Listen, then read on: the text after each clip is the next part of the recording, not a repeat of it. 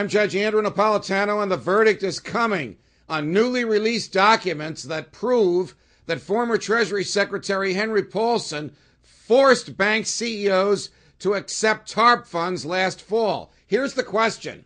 Were Paulson's moves illegal, and should he be held legally accountable for his actions?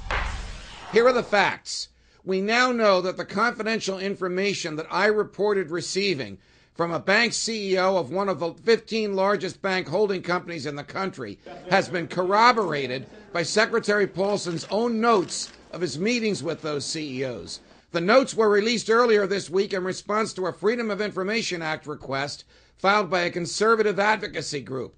In those notes, which the Secretary apparently prepared for his presentations to the CEOs, he literally threatens them.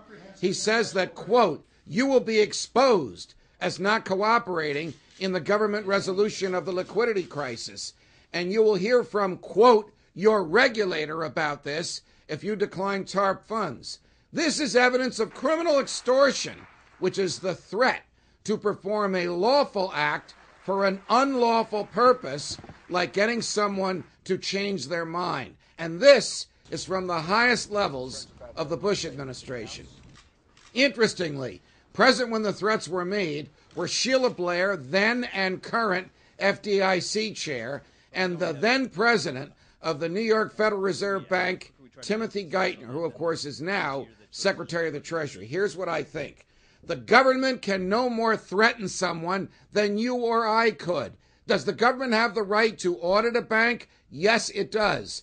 Does it have the right to threaten an audit in order to get the bank to sell stock that it doesn't want to sell? It absolutely does not. And we know that Secretary Paulson did this. He should be held accountable. If you want to hear more of my opinions on topics such as this, check out my latest book, Dred Scott's Revenge, A Legal History of Race and Freedom in America, available in bookstores nationwide.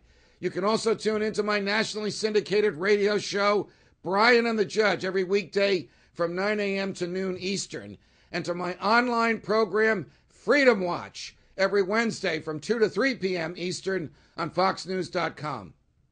And don't forget, you can always catch me right here on the Fox News Channel and the Fox Business Network throughout the day, every day. I'm Judge Andrew Napolitano, and that's my verdict.